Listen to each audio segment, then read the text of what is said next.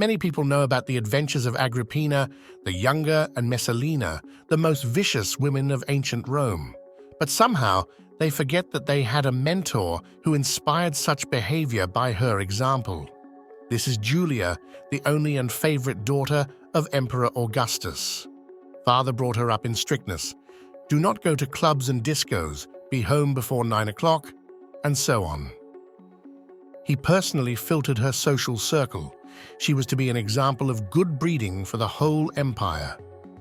Therefore, she received a good education and the necessary skills for an ideal Roman wife. Understandably, all three of her marriages were arranged by the father. All of them failed. Her first husband, Marcellus, died under mysterious circumstances.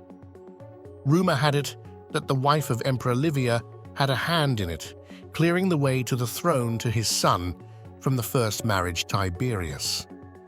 There was no proof, but the talk itself gives reason to think that it could well have happened. Her second husband, Agrippa, 25 years older than her, died by himself.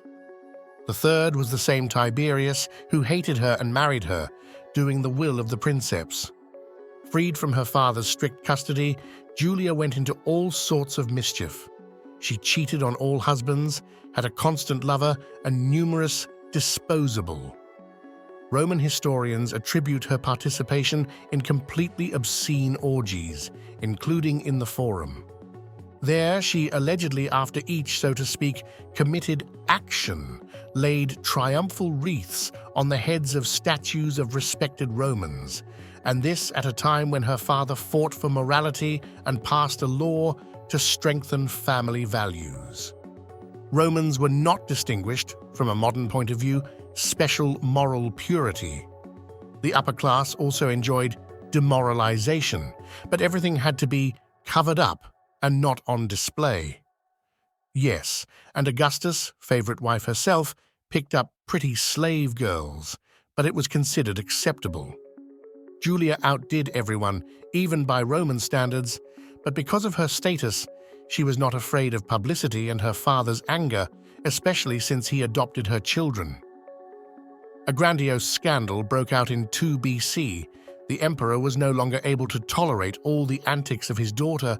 It caused serious damage to his reputation.